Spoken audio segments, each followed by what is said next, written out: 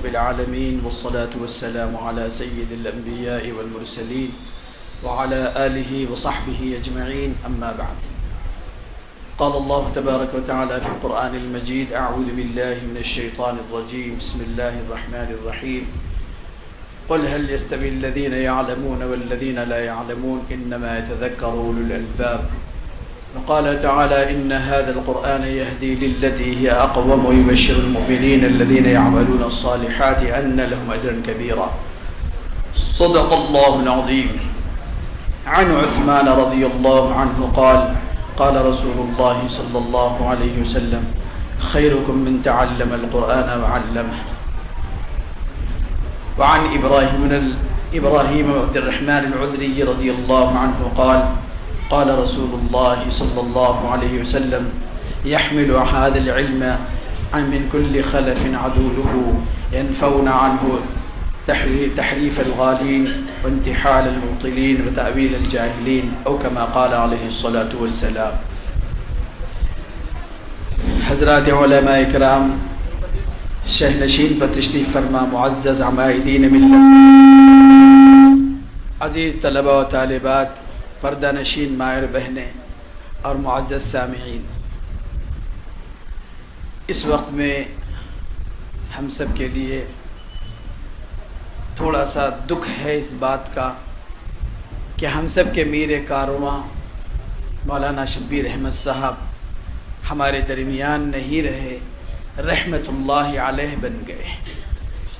یہ منظر جو ہم سب کے سامنے ہے، یہ مدرسہ، یہ مسجد، یہ عظیم قیمتی سرمایہ جو تانڈور والوں کے لیے اور اطراف اکناف والوں کے لیے جو یہ سرمایہ جمع ہے، یقیناً اسی اللہ کے بندے کی بے انتہا درد و تڑپ اور محنت کا نتیجہ ہے۔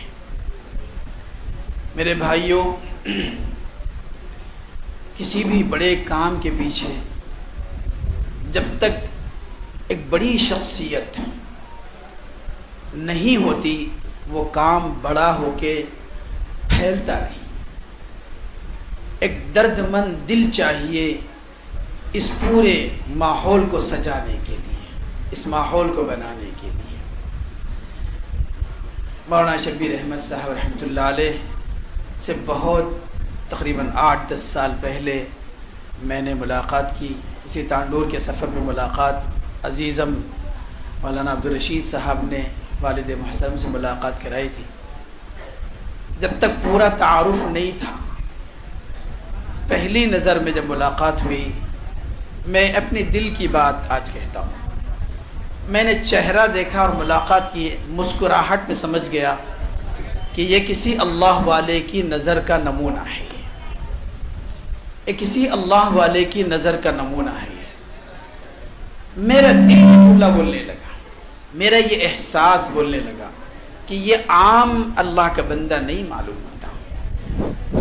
اتنی سادگی، تواضع، عاجزی، انکساری، خرد نوازی، چھوٹوں کے ساتھ محبت، ہمدردی کا اظہار، اپنائیت کا مزاج، پہلی ملاقات میں دنگ رہ گیا۔ شاید ہی کوئی ایسا بہت کم دیکھنے میں آتا ہے جو پہلی ملاقات میں سامنے والے کے ساتھ باوجود خود بڑی عمر کے ہیں، بڑے مقام پر ہیں، بڑی مقبولیت ہے، بڑی قدر و منزلت ہے، لیکن پہلی ملاقات میں اجنبی کے ساتھ ایسا تواضع، محبت و خلوص والا سلوک، یقیناً میرا دل کہنے لگا کہ شاید کسی اللہ والے کی نظر کا نمونہ ہے۔ بعد میں پتہ چلا، بہت دنوں، بہت سالوں کے بعد پتہ چلا کہ حضرت مولانا شبیر احمد صاحب رحمۃ اللہ علیہ معمولی شخصیت نے، شاید بہت کم لوگوں کو یہ علم ہوگا کہ حضرت کے بارے میں مجھے بتایا گیا کہ حضرت شیخ زکریا رحمۃ اللہ علیہ، حضرت شیخ الحدیث مولانا زکریا رحمۃ اللہ علیہ، معلوم ہے بہت ساروں کو حضرت شیخ کتنے بڑے مقام کے عالم تھے۔ ہندوستان کی سرزمین پر کسی زمانے میں اگر عرب ممالک میں وقت کے امام مالک تھے، جن کو ساری دنیا آج جانتی اور پہچانتی، ان کے علم سے فیض اٹھاتی ہے۔ اس علم کے پہاڑ کی کوئی سند اور نمونہ اس ماضی قریب کے دور میں علم کی پہاڑ کی شخصیت اگر کسی کو دیکھنا ہو، علم و عمل اور تصوف کی کمالات جن کو حاصل تھی، ان میں سے ایک حضرت شیخ رحمۃ اللہ علیہ تھی۔ ایسی ایسی کتابیں انہوں نے لکھی ہیں کہ آج کے عرب علماء بھی ان کی کتابوں کو پڑھ کر یہ تاثر دیتے ہیں، یہ کہنے پر مجبور ہیں ایسا معلوم ہوتا ہے کہ اس زمانے میں کوئی امام مالک پیدا ہو گیا۔ اور تصوف میں، اصلاح باطن میں، تزکیہ نفوس میں آپ کی خانقاہ، آپ کے مستفیدین، آپ کے مریدین ایک بہت بڑے اہل علم و فضل و کمال آپ سے جڑے ہوئے تھے۔ انہی صحبت یافتہ بندوں میں مولانا شبیر احمد صاحب رحمۃ اللہ علیہ بھی تھی۔ یقیناً یہ اللہ والوں کی نظر، ان کی تربیت کی برکت تھی جو ایک تڑپتا دل مولانا شبیر احمد صاحب کو مل گیا۔ یہ میں لفاظی نہیں کر رہا ہوں، یہ میں اپنے دل کے احساسات سنا رہا ہوں آپ کو، جو میں نے محسوس کیا، جو قریب سے دیکھا، جو آپ کے خرد نوازی، تواضع، عاجزی، انکساری جو میں نے محسوس کی، اور آپ کی خدمات، آپ کی تڑپ، آپ کی جستجو، آپ کی فکر مندی، یہ جو میں دیکھتا تھا، یقیناً میرا دل یہ کہتا تھا کہ وہ اللہ والے کی نظر کی برکت نے اس بندے کے سینے میں ایک دھڑکتا ہوا دل، ایک تڑپتی ہوئی فکر ڈال دیا۔ شاید جو لوگ مولانا شبیر احمد صاحب کے قریب میں رہ کے دیکھے ہوں گے کہ کیسے کیسے حالات کے اللہ کے بندے نے مقابلہ کیا، مجھے معلومات ہیں، بہت دور دور سے میں نے معلومات کی، لیکن کسی بھی اپنے مخالف کو اور اپنے مخالفت کرنے والے کو، اپنے بدخواہ کو کبھی تلخ لہجے سے بھی گفتگو نہیں کرتے، کبھی تلخ لہجے سے گفتگو نہیں کرتے تھے، ہنس کے، مسکرا کے، خوش پیشانی کے ساتھ، خندہ پیشانی کے ساتھ سامنے والے کی مخالفت کو ٹھنڈا کرتے تھے، اس کا دل جیتتے تھے، قریب کر لیتے تھے۔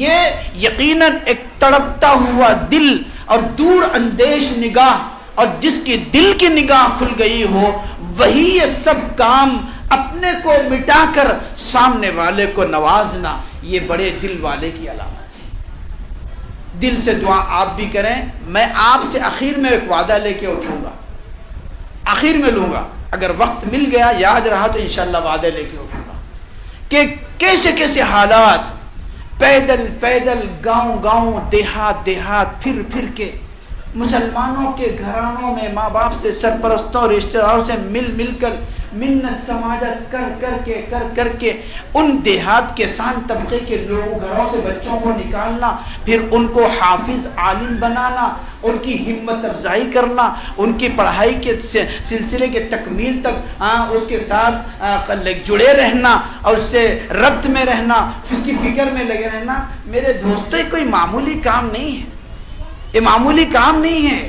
ایک بہت بڑا ضرف والا دل چاہیے، بہت حوصلے والا دل چاہیے، بہت صبر رکھنے والا دل چاہیے۔ مولانا شبیر احمد صاحب رحمت اللہ علیہ یقیناً ہماری ایک بیماری ہے، جب تک ایک باکمال شخصیت ہمارے درمیان میں خاموش انقلاب لاتے رہتا ہے تو ہم اس کی قدر نہیں کرتے، جب گزر جاتا ہے تو تعریفوں کے پل کھڑے کرتے ہیں۔ مجھے معاف کیجیے گا، یہ تلخ ان لوگوں کے لیے ہے جو مولانا شبیر احمد صاحب کی زندگی میں ان کو نہیں پہچانے، آج شاید ان کا دل افسوس کر رہا ہوگا، کاش کہ میں ان کی زندگی میں ان کو پہچانتا اور ان کے ہاتھ پیر بن جاتا، ان کی فکر بن جاتا، ان کی تڑپ بن جاتا، شاید جیسا ایک خوبصورت علم و عرفاں کا گلستہ اور سو شاگردوں کا ایک جمگھٹا، ایک روشن ماحول چھوڑ کے گئے ہیں،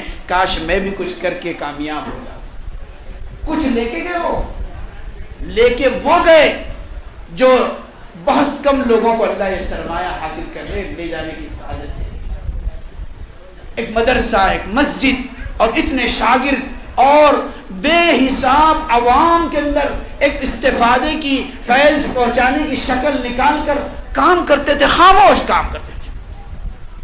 میرے بھائیوں، ہم سب جب تک یاد رکھ لیں، اللہ کے دین کی حفاظت کے لیے، اللہ کے دین کی اشاعت کے لیے اپنے دل میں جب تک درد اور تڑپتی ہوئی فکر نہیں پیدا کریں گے، یاد رکھ لیجئے ہم اللہ کے پاس صرف خالی ہاتھ جائیں گے، اور اللہ کے پاس پوچھ ہوگی کہ تمہارے پاس امت انسانیت پیاسی تھی، ایمان کی پیاسی تھی، اہل ایمان علم کے پیاسے تھے، قرآن سے محروم تھے، تعلیم سے محروم تھے، نبی کی معرفت سے محروم تھے، اللہ کی وحدانیت سے محروم تھے، نبی کی سیرت سے ناواقف تھے، اور کفر شرک کے اندھیریوں میں بھٹک رہے تھے، گمراہیوں میں بھٹک رہے تھے، اور تم اپنے ایمان پر، اپنے اعمال پر، اپنی مختصر سی دینی زندگی پر تکیہ اور اعتماد لگا کے بیٹھ گئے، اور اطراف کے لوگ جلتے بھنتے رہے اور بے دین مرتے رہے، اور تم اپنا تماشا۔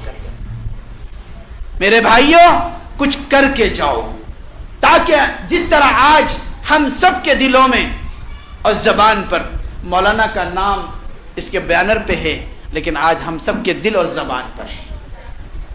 تو میں اس وقت یہ کہتا ہوں کہ ہم سب یہ ارادہ کریں، وعدہ لے لیتا ہوں کہ اگر واقعتاً آپ کو مولانا مرحوم کی محنت اور خدمات کا اعتراف ہے، احساس ہے، واقعتاً اگر محبت ہے، آپ اس محبت کو آگے بڑھانے کے لیے اور اپنے آپ کو سعادت مند بنانے کے لیے، ان بندوں میں شامل کرنے کے لیے کچھ کرنا چاہتے ہیں، مولانا کا ایک لگائے ہے ہوا ایک گلستہ ہے، ایک باغ ہے علم کا، آپ اس سے جڑ جائیے۔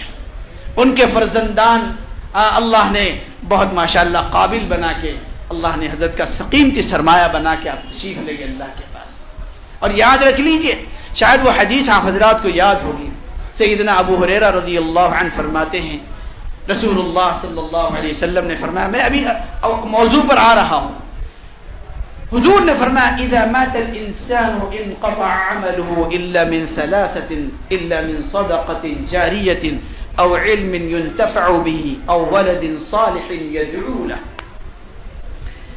انسان جب دنیا سے چلے جاتا ہے تو عمل کا سلسلہ ختم ہو جاتا ہے، اس کے ساتھ نہ بنگلہ ہے، نہ دولت ہے، نہ اولاد ہے، کچھ نہیں ہے، نہ اقتدار ہے، نہ اختیار ہے، کچھ نہیں، خالی ہاتھ چلے جاتا ہے۔ پیارے نبی صلی اللہ علیہ وسلم نے 3 ایسے عظیم قیمتی سرمایے بتائے، ارادہ کریں سننے کے ساتھ ساتھ کہ انشاءاللہ میں ان سرمایوں کا حقدار بن کے دنیا سے جاؤں گا انشاءاللہ۔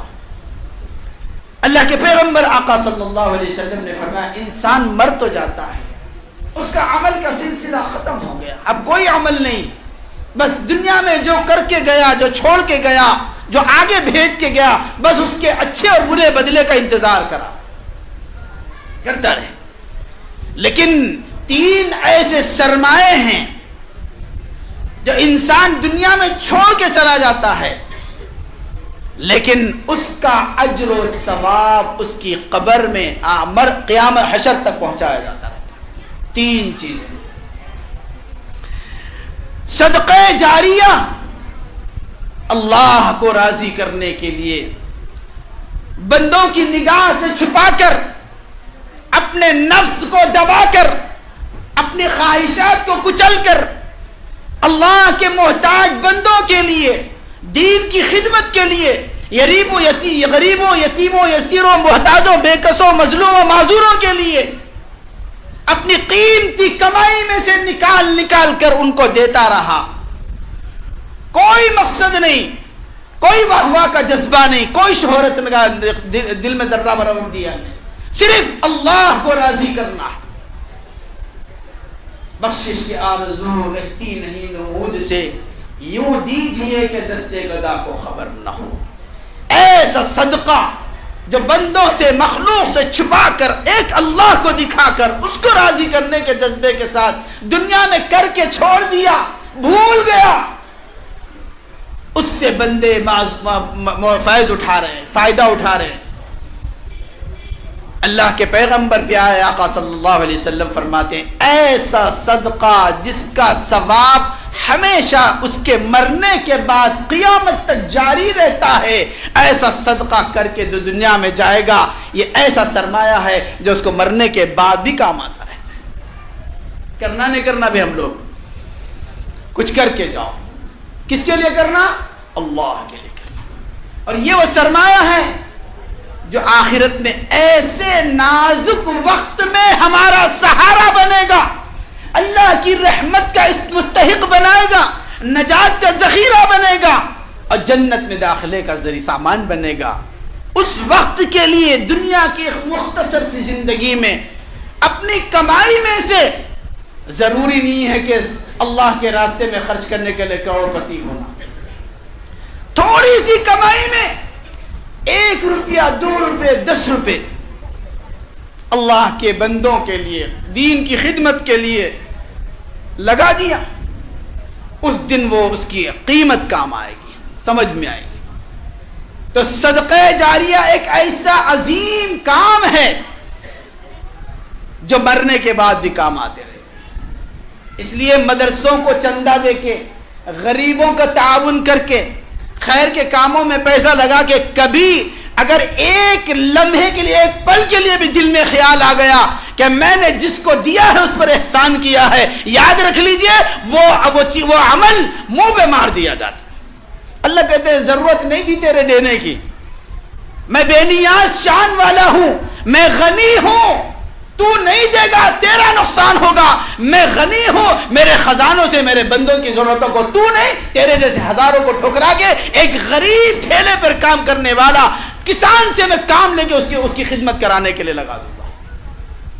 اس لیے اپنے جیب کا پیسہ، اپنی محنت کی کمائی کا پیسہ خیر کے کاموں میں آخرت کی توشے کے لیے، آخرت کے لیے اگر تیار کر رہا ہے، ذرہ برابر بھی دل میں یہ ذرہ خیال نہ آئے کہ میں نے کسی کے ساتھ اچھا کیا ہے، نہیں، اللہ کے لیے کیا ہے. تو ایک یہ چیز ہے.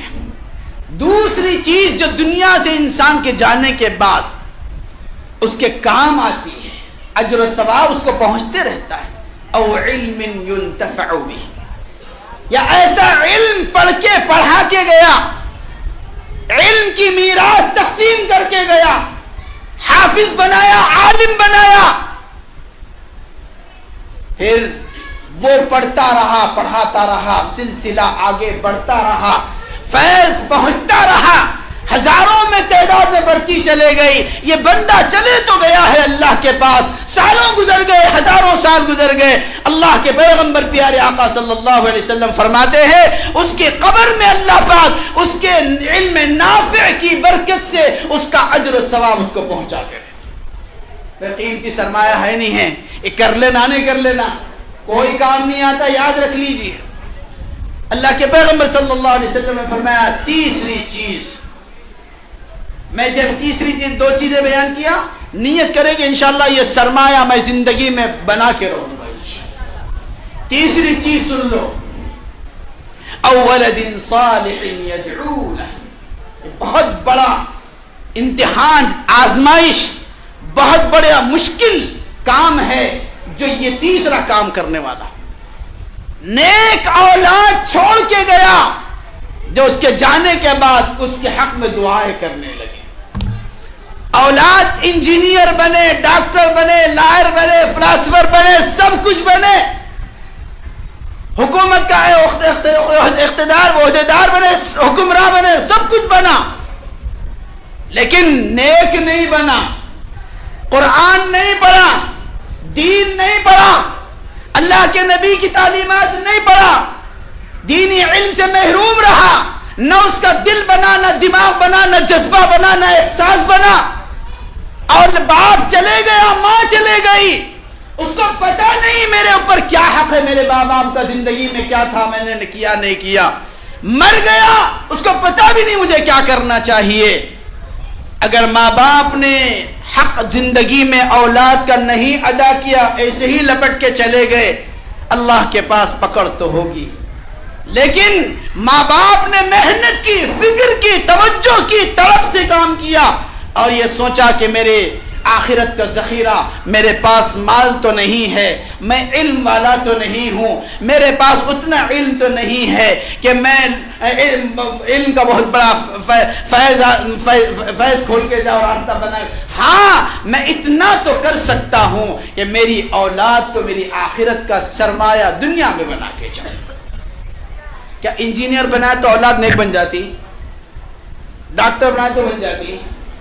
لائر بنائے تو بن جاتی, فلاسفر بنائے تو بن جاتی. نہیں میرے بھائی, نیک بننے کے لیے اس ماحول کو, اس علم کو, اس اللہ کے بندوں کو صحبت میں بٹھانا پڑے گا اور وہ دین کا علم دینا پڑے گا جس کے پڑھنے کی برکت سے اولاد نیک بنے گی. اور جب باپ دنیا سے جائے گا, ماں دنیا سے جائے گی, یہ اولاد نیک بننے کی وجہ سے اپنے ماں باپ کے حق میں دعا کر کے مغفرت کی دعا.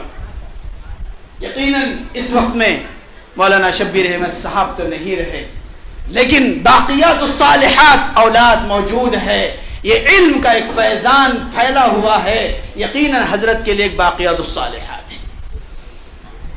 میرے بھائی, جیسا مولانا شبیر احمد صاحب کر کے گئے, اولاد کو قابل بنا کر, نیک بنا کر, حافظ بنا کر, عالم بنا کر, اللہ کے علوم کے فیضان کا ایک بہت بڑا ادارہ کھول کر عوام الناس کے لیے دین کے علم کے نفع کی صورتیں نکال کر ایک بہترین اپنی شان سے اللہ کے بعد چلے گئے. ہم سب کو کرنا نہیں کرنا بھیسا نہیں, خالی مولانا کی تعریف کر دینا نہیں. مولانا اپنی زندگی کا ایک سبق ہمارے پیچھے چھوڑ کے گئے, ایک سبق کتاب کھول کے گئے. لوگوں, کچھ بننا ہو تو میرے کو دیکھو, تمہارے سامنے میری زندگی رکھی ہوئی ہے. اس لیے ہم سب ارادہ کریں کہ جس طرح ہمارے بڑے زندگی گزار کے جاتے وقت میں اتنا قیمتی سرمایہ اپنی زندگی کا, آخرت کا جمع کر کے گئے, لہذا ہم کو بھی یہی کر کے جانا ہے. اور اس کے لیے بہت محنت کرنا پڑتا, بہت کٹھن سفر طے کرنا ہے ہم لوگوں کو. آدمی بڑا یوں ہی نہیں بنتا, بڑے بننے سے پہلے بہت کچھ جھیلنا پڑتا ہے. مشکل کا خاردار زندگی کے سفر کو کاٹ کاٹ کے جب بڑھاپا آ جاتا تو کچھ نکھار, کچھ چمک, کچھ اہمیت, کچھ احترام, کچھ مقدر سمر کے لوگوں کے سامنے ایک نمونہ بن کے آتا ہے. میرے بھائیوں, یہ میں جو میرے احساسات تھے میں نے آپ کے سامنے رکھے. آپ حضرات کا یہ حق ہے کہ اگر مولانا کی خدمات کا دل میں احساس ہے, اعتراف ہے, ان کی محبت ہے, ان کی محنتوں کا کچھ حصہ آپ کو ملا ہے, آپ حضرات وعدہ کریں کہ انشاءاللہ اس کارواں جو آپ کا پیچھے چھوڑ کے جا رہے ہیں, ہم اس کارواں کے ایک حصہ بن کے آگے بڑھائیں گے انشاءاللہ. مولانا کی روح خوش ہو جائے گی اور وہ کہیں گے اللہ سے, اے اللہ میں نے تو جتنی محنت کرنا ہے میں محنت کر کے چھوڑ گیا, لیکن میرے چاہنے والے بندے میرے کاز کو, میری محنت کو, میری قربانیوں کو, میرے لگائے ہوئے علم کے گلستہ کو اپنی سینے سے آبیاری کر رہے ہیں, ساتھ دے رہے ہیں. وہ بھی اللہ کے پاس ہمارے لیے دعائیں کریں گے بھائی انشاءاللہ. اس وقت میں 2 عنوان رکھے گئے, جلسہ تکمیل حفظ قرآن مجید اور دوسرا ہے بخاری شریف, جو علم حدیث کی بہت ہی معتبر مستند کتاب, تحت ادیم السماء اصح الکتب بعد کتاب اللہ.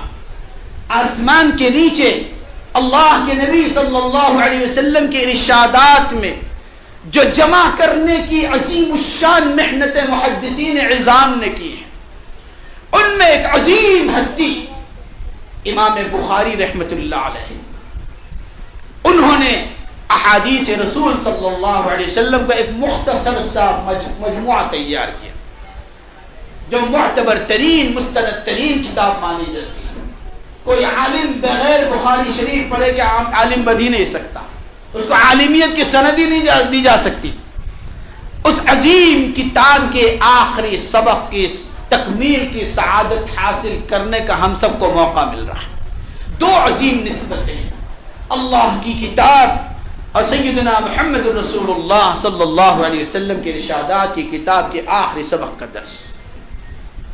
امام بخاری رحمۃ اللہ علیہ کے حالات حضرت والا حضرت شاہ صاحب دامت برکاتہم ہم سب سے خطاب فرمائیں گے, ہم سب فیض حاصل کرنے کے لیے بیٹھے. امام بخاری رحمۃ اللہ علیہ کے حالات پڑھیے آپ. ایسے ہی اتنے بڑے وقت کے امام ایسے ہی نہیں بن گئے, بڑی بڑی قربانیاں, مصیبتیں, وقت کے بادشاہوں کا ظلم, گھر سے بے گھر کر دیا جانا, علاقے سے نکال دیا جانا. کس بنیاد پر؟ کیا کسی پر ظلم کرتے تھے امام بخاری؟ نہیں, ظالم دشمن آپ کے علمی کمالات اور خوبیوں کی برکت سے ہزاروں لوگ پروانہ وار آپ کے اوپر ٹوٹ پڑ رہے ہیں، آپ کے پیچھے لگے ہوئے، آپ کے حدیث کے درس میں کھچے کھچے ہزاروں فرزندان بندگان خدا اللہ کے نبی کے ارشادات پڑھنے کے لیے سننے کے لیے امام بخاری کے پاس، حاسدین کو دیکھا نہیں جاتا تھا، وہ کہتے تھے ہمارے پیچھے اتنے لوگ نہیں آتے اور ان کے پیچھے ہزاروں لاکھوں لوگ بھاگ رہے ہیں۔ حسد کی آگ نے دشمنوں کو ظلم کرنے پر مجبور کیا، لیکن حضرت سیدنا بخاری رحمۃ اللہ علیہ وقت کے حالات کو سہتے رہے۔ کیوں؟ جس کے دل میں اللہ کی عظمت و جلال، اس کی محبت، اس کی معرفت کا ایک سمندر ٹھاٹے مار رہا ہو، اور اللہ کے رسول کی محبت، آپ کے ارشادات کے علم کا ایک سمندر بہ رہا ہو، ظاہر بات ہے کہ زمانے کے حالات کی مخالفت، دشمنوں کا ظلم کوئی معنی ان کے پاس نہیں رکھا، ہر ظلم کو برداشت کیا، سہ لیا، لیکن وقت کے ظالموں کے سامنے آپ ذرہ برابر جھکنے تیار نہیں۔ حق ایسے پہنچتا ہے، حق کی خدمت ایسی ہوتی ہے، نبی کے کوئی ارشادات کی خدمت ایسی ہوتی ہے، اللہ کی کتاب کی خدمت ایسے راستوں سے آگے بڑھتی ہے۔ گھر میں بیٹھ کے میرا بچہ حافظ بن جائے، عالم بن جائے، میرا بچہ محدث بن جائے، میرا بچہ فقیہ بن جائے، میرا بچہ مقرر بن جائے، میرا بچہ متقی بن جائے، میرا بچہ فلاں بن جائے، میرے بھائیوں، بغیر محنت و قربانی و طلب و فکر و محنت کے کوئی چیز اللہ نہیں دیتے دنیا میں۔ اب میں اپنے موضوع کو شروع کرتا ہوں۔ اللہ کی بے حساب نعمتوں میں سے دنیاوی نعمتیں، اخروی نعمتیں، جسمانی نعمتیں، روحانی نعمتیں، ظاہری نعمتیں، باطنی نعمتیں بے حساب ہیں۔ اللہ کی نعمتوں کو، اللہ کے احسانات کو کوئی گن نہیں سکتا۔ دل پہ ہاتھ رکھ کے بولنا، میں بھی بولوں گا، آپ بھی بولنا، ان تمام اللہ کی نعمتوں میں، اللہ کے عظیم احسانات میں سب سے بڑی نعمت ایمان کی ہے۔ کون سی ہے بھائی؟ ایمان کی۔ اس نعمت ایمان کی قدر و قیمت کا ہمیں کچھ اندازہ نہیں۔ ماں باپ سے ہم مسلمان، پیڑھیوں سے مسلمان، نسلاً مسلمان، اس لیے ہمیں اللہ کی اس عظیم نعمت ایمان کی ہمارے پاس کوئی قدر و قیمت نہیں۔ نہ ہم نے ایک خون کا قطرہ بہایا، نہ ہم نے کوئی پسینہ بہایا، نہ کسی سے کوئی جنگ کی، نہ کسی سے کوئی گالی سنی، نہ کسی سے کوئی پتھر کھائے، نہ رکاوٹوں کا کچھ نہیں۔ ایمان بنائیں، یقین بنائیں کہ ہمارے پاس اللہ کی سب سے بڑی نعمت کون سی ہے؟ ایمان کی ہے۔ اتنی بڑی نعمت ہے، اللہ فرما رہے قرآن میں جگہ جگہ یہ بات ہے، ایمان والو اللہ سے ڈرو اور یاد رکھو تمہیں موت ہرگز نہ آئے مگر یہ کہ تمہاری موت ایمان کی حالت میں۔ کس پر مرنا بھائی؟ ایمان کی حالت میں مرنے کا اللہ کا حکم ہے۔ یہ اس حکم کی حقیقت، اہمیت اسی وقت سمجھ میں آئے گی جب ایمان کے تقاضوں کا ہمیں علم ہوگا، ایمان کے تقاضوں کا علم ہوگا۔ اللہ کی یہ عظیم نعمت ہم سے کیا چاہتی ہے، اللہ کی عظیم نعمت کے تقاضے کیا ہیں، ایمان پر مرنے کے لیے مجھے کیا کیا کرنا پڑے گا، اس عظیم نعمت ایمان پر اپنے نسلوں کو دنیا سے جانے کے لیے تیار کرنا پڑے گا۔ ان تمام تقاضوں کا علم اللہ رب العزت نے اپنے محبوب سیدنا محمد رسول اللہ صلی اللہ علیہ وسلم کی قلب مبارک پر عظیم الشان کلام اتارا، جو پوری انسانیت کو ایمان کی حقیقت، ایمان کی طاقت، ایمان کی برکت اور اس کی ابدی سعادتوں کو کھول کھول کر بیان کر رہا ہے۔ تو اس ایمان کی قدر و قیمت، اس کے تقاضوں کا علم اللہ کا کلام قرآن مجید ہے، اور قرآن مجید کی عملی تفسیر سیدنا محمد رسول اللہ صلی اللہ علیہ وسلم کی پاکیزہ زندگی ہے۔ جب تک قرآن نہیں پڑھیں گے ایمان نہیں سمجھ میں آئے گا، جب تک قرآن نہیں پڑھیں گے ایمان کی حقیقتیں سمجھ میں نہیں آئیں گی، ایمان کی قدر سمجھ میں نہیں آئے گی، اور جب تک سیدنا محمد رسول اللہ صلی اللہ علیہ وسلم کی سیرت نہیں پڑھیں گے، آپ کے چہیتے جانثاروں کی ایمان کی عظیم دولت اور سرمایہ حاصل کرنے کے لیے دی جانے والی قربانیوں بھرے واقعات ہم نہیں پڑھیں گے، ہم نہیں سیکھیں گے، نہیں پڑھیں گے، اپنی اولاد کو نہیں سکھائیں گے، نہیں پڑھائیں گے، جب تک ہمیں ایمان کی قیمت سمجھ میں نہیں آئے گی۔ جب ایمان کی قیمت سمجھ میں نہیں آئے گی تو ایمان پر جینے اور مرنے کا سوال بہت دور ہے۔ ایمان اللہ کی نعمت ہے، اس پر جینا، اس پر مرنا، اس کے لیے کیا کرنا بھائی؟ اللہ کی کتاب کو پڑھنا، سیکھنا، سکھانا، عمل کرنا، اس کی زندگی، اس کو زندگی میں لانا، اس کا پیغام دنیا تک پہنچانا، اور نبی رحمت صلی اللہ علیہ وسلم کی پوری حیات مبارکہ سیرت پاک کو پڑھنا، پڑھانا، سیکھنا، سکھانا، یہ ہر مسلمان کی ذمہ داری ہے اگر وہ ایمان پر مرنا چاہتا ہے۔ مرنا ہے نہیں ہم سب ایمان پر، تو اس کے لیے کیا کرنا؟ اللہ کے دین کا علم جو قرآن میں، اللہ کے کلام میں، رسول اللہ صلی اللہ علیہ وسلم کے ارشادات میں، آپ کی مبارک سیرت میں بھرا ہوا ہے۔ اللہ کے نبی صلی اللہ علیہ وسلم مکہ مکرمہ میں جو لوگ کلمہ پڑھ کے ایمان میں داخل ہو رہے، کلمہ لا الہ الا اللہ، توحید اور رسالت کا اقرار کر رہے، کیا چھوڑ دیا حضور نے ان کو ایسے ہی جاؤ وہ مسلمان ہو گئے، جنتی ہو گئے ایسا؟ نہیں، دار ارقم میں آپ تشریف فرما ہوتے ہیں۔ یہ سب سے پہلا مدرسہ، یہ تو پہلا مدرسہ تو غار حرا ہے، اللہ رب کائنات معلم ہے، اللہ کے محبوب متعلم ہیں، اور اللہ کے پاک کلام نصاب ہے، یہ سب سے پہلا مدرسہ۔ اللہ کی زمین مکہ مکرمہ میں دار ارقم، جو لوگ کلمہ پڑھ لیتے تھے، اللہ کے محبوب ان ایمان لانے والے بندوں کو قرآن کا علم دیتے تھے، قرآن پڑھاتے تھے، دین پڑھاتے تھے، عملی زندگی سے ان کو دین کا مزاج بناتے تھے، فکر بناتے تھے، جذبہ بناتے تھے، دل بناتے تھے، ان کا احساس بناتے تھے، ان کے دل کی تڑپ بناتے تھے۔ اتنا ایک ایک پر محنت کر کے دار ارقم کی درسگاہ سے امت کو ایمان کی پیاس کو بجھانے کے لیے علم کا فیض جاری کرتی ہے۔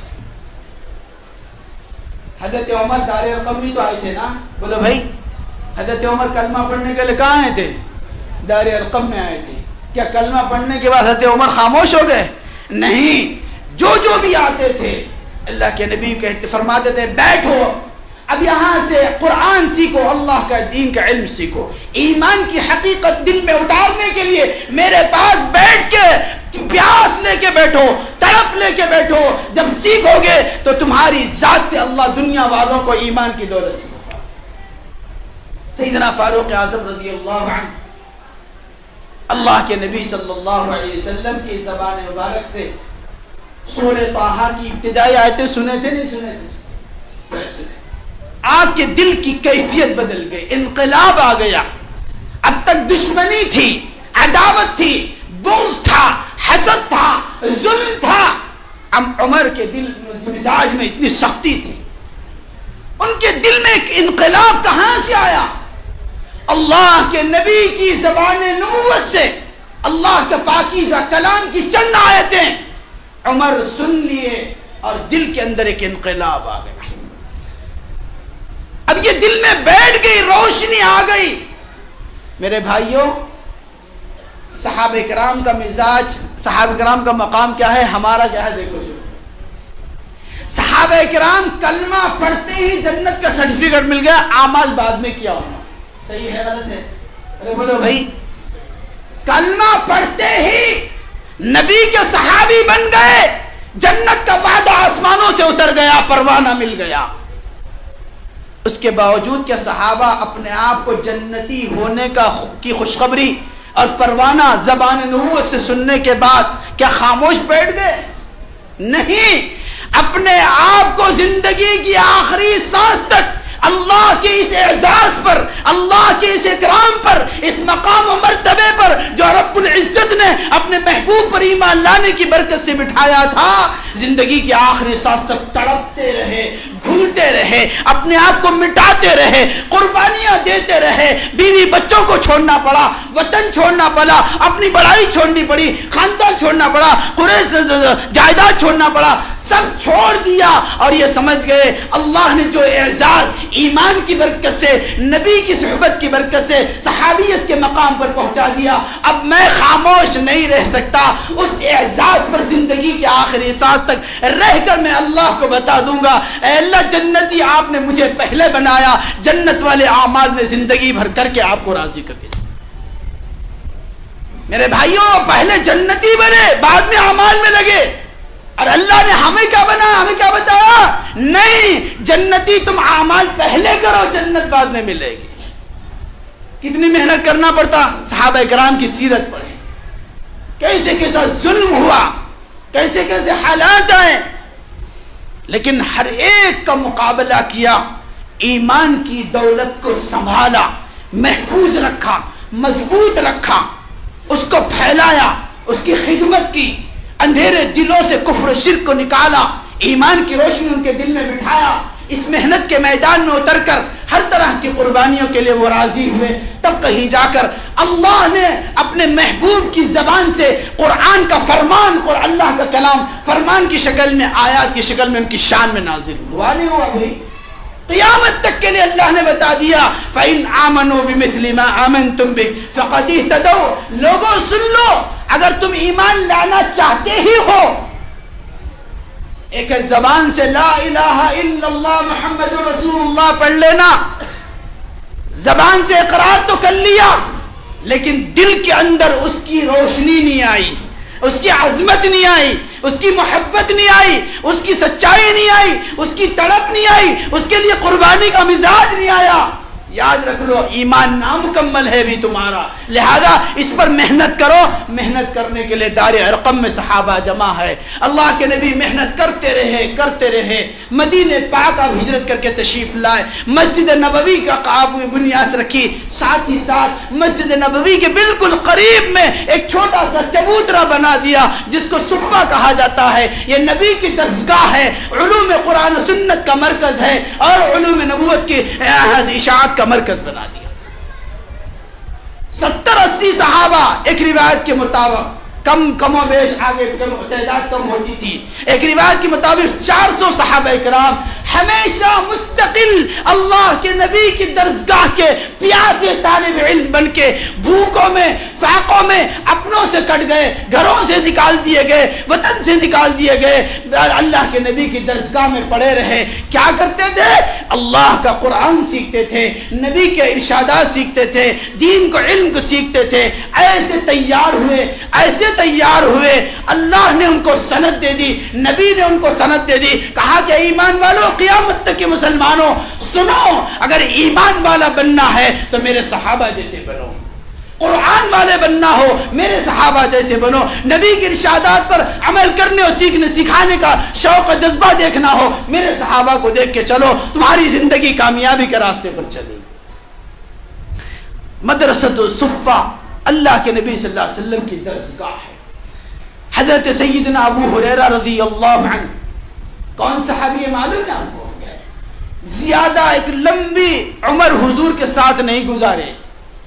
سن 6 ہجری میں آپ تشریف لائے حضور کے پاس, تنہا آپ کلمہ پڑھے ہیں, کلمہ پڑھنے کی وجہ سے گھر والوں نے آپ کو گھر سے نکال دیا, دبلے پتلے کمزور سے تھے, درسگاہ نبوت صفہ پہ آ کے پڑھ گئے. حضور سے فرمایا اے اللہ کے رسول, میری ماں کے لیے دعا کیجئے ایمان کی, میری ماں مجھے کلمہ پڑھنے کی وجہ سے مجھے گھر سے نکال دی. اللہ کے نبی صلی اللہ علیہ وسلم نے دعائیں دی. ایک وقت آیا سیدنا ابو ہریرہ کی والدہ پہ کلمہ اسلام قبول کر, 2.5 سال یا صرف 3 سال کا عرصہ ابو ہریرہ حضور کے پاس رہے. اللہ کے نبی دنیا سے اللہ کے پاس تشریف لے گئے, 2.5-3 سال کا عرصہ رہے صرف. لیکن میرے بھائیوں, علم کی پیاس, دین کے علم کی قدر و قیمت, اس کے لیے محنت اور تڑپ اور لگن, اپنے آپ کو بھلا دینا, مٹا دینا, پورا قربان کر دیا. آپ کو معلوم ہے صحابہ کرام میں سب سے زیادہ احادیث کو یاد کرنے والے دوسرے نمبر پر حضرت ابو ہریرہ رضی اللہ. سب سے زیادہ حدیث یاد تھی ان کو. معمولی بات نہیں ہے. ایک مرتبہ حضور کے پاس آئے, اے اللہ کے رسول, آپ کے ارشادات سنتا ہوں, بہت سی میں گھر میں جا کے لکھ لیتا ہوں, اور بعض میرے ذہن سے نکل جاتی ہیں, قوت حافظہ سے نکل جاتی ہیں. اللہ کے محبوب, میرے قوت حافظہ کے لیے آپ دعا فرمائیے. اللہ کے نبی صلی اللہ علیہ وسلم نے فرمایا, ابو ہریرہ, جب بھی میں کوئی بات سناؤں, کوئی ارشاد سناؤں, کوئی دین کی بات کہوں, تو پھر اپنے ایک چادر سامنے پھیلا دینا, پھر اس کے بعد جب میری بات ختم ہو جائے اس کو سمیٹ لینا. یہ دیکھیے اللہ کے نبی کی زبان سے غیب کے, اللہ کے علوم نبوت کے خزانوں کے حفاظت کے راستے اور واسطے اللہ کیسی تدبیریں بتائیں. حضرت ابو ہریرہ رضی اللہ عنہ فرماتے ہیں کہ میں جب بھی حضور بیان فرماتے میں اپنی چادر پھیلا دیتا,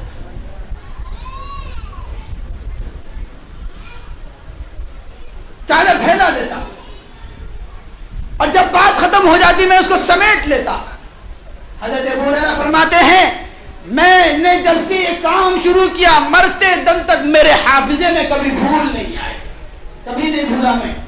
اتنی بڑی قوت حافظہ کے مالک. تو حضرت ابو ہریرہ کبھی کبھی بھوک کی وجہ سے, فاقے کی وجہ سے بے ہوش ہو کے گر جاتے تھے. لوگ سمجھتے تھے کہ مرگی کی بیماری ہے, جس کی وجہ سے آپ کی گردن پہ پیر رکھ کے رونتے تھے. اس وقت کی مرگی کی بیماری کا علاج. اللہ کے رسول صلی اللہ علیہ وسلم کے صحابی نے اتنی محنت و قربانی سے دین کا علم حاصل کیا, آج بھی ان کا نام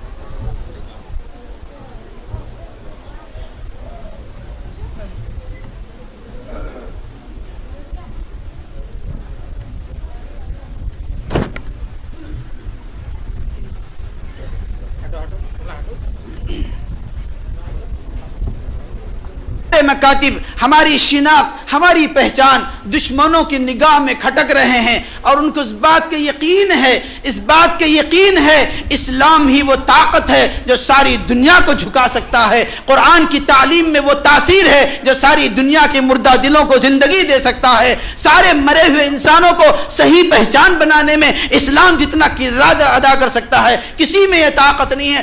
دشمنوں کو اس کا یقین ہے, اسی یقین کی وجہ سے بوکھلاہٹ کا شکار ہیں. اسی لیے وہ اسلام اور مسلمانوں کو, مدارس کو, علماء کو اور اہل اللہ کی خانقاہوں کو, مکاتب قرآنیہ کو وہ نشانہ بنا کر کبھی ایسی سازشیں اور منصوبے رچا رہے ہیں. اور ہم مسلمان اگر ان پر نظر نہیں رکھے اور باخبر نہیں رہے اور ان کی سازشوں اور منصوبوں کو ناکام بنانے کے لیے اپنے نسلوں کی ایمان کی حفاظت کے لیے, مذہب کی حفاظت کے لیے, تہذیب کی حفاظت کے لیے, اپنی نسلوں کو زمانے کے فتنوں سے, گمراہیوں سے, اپنی بیٹیوں کو بے حیا, بد اخلاق بنانے سے بچانے کے لیے, اپنے فکر و نظر کی, عقید و عمل کی حفاظت کے لیے. یاد رکھو میرے بھائیوں, اگر ان مدارس, ان مکاتب, ان علماء کی ہم نے قدر نہیں کی. علامہ اقبال نے کہا تھا کہ میں اندلس جا کے دیکھ چکا ہوں, وہاں پر غرناطہ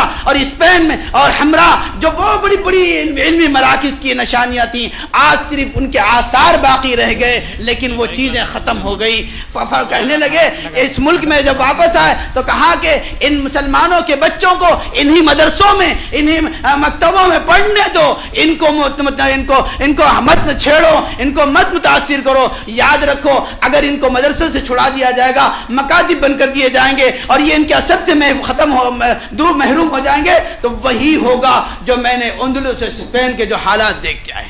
اس لیے میرے بھائیوں, مدارس کی, مکاتب کی, اہل اللہ کی, علماء کی ہم قدر کریں, دلوں سے محبت کریں, ان کے شانہ بشانہ ہم اپنے نسلوں کو, اپنے اوقات کو, اپنی صلاحیتوں جب تک لے کے چلتے رہیں گے, انشاءاللہ دشمنوں کی سازشیں کبھی کامیاب نہیں ہوں گی. غالباً میں ایک شعر کے ساتھ اپنی بات سمیٹ لیتا ہوں, شاید یہ آواز وہاں تک پہنچ جائے. عمران پرتاپ گڑھی نے کہا تھا کوئی یاجوج لکھتا ہے کوئی ماجوج لکھتا ہے، کوئی یاجوج لکھتا ہے کوئی ماجوج لکھتا ہے، وہ اپنے آپ کو اس عہد کا معبود لکھتا ہے، اسے کہہ دو یہ ذرے امن کی تبلیغ کرتے ہیں، اسے کہہ دو یہ ذرے امن کی تبلیغ کرتے ہیں، وہ پاگل مدرسے کے ریت کو بارود لکھتا ہے۔ اللہ سے دعا فرمائیے اللہ ہم سب کو ہمارے ان اکابرین کی صحبت سے فیض اٹھاتے ہوئے اپنے دل و دماغ میں دین کا درد، ایمان کی فکر، مدارس کی قدر، اپنے نسلوں کی تہذیب کی فکر، اپنی اولاد کی دینی تعلیم و تربیت کی خوب فکر کر کے ذوق و شوق کے ساتھ آگے بڑھنے کے لیے ہم جب تک ہمت نہیں کریں گے اللہ ہماری مدد نہیں کریں گے۔ اللہ تعالی ہم سب کو کہنے سننے سے زیادہ عمل کی توفیق عطا فرمائے، آمین۔ وآخر دعوانا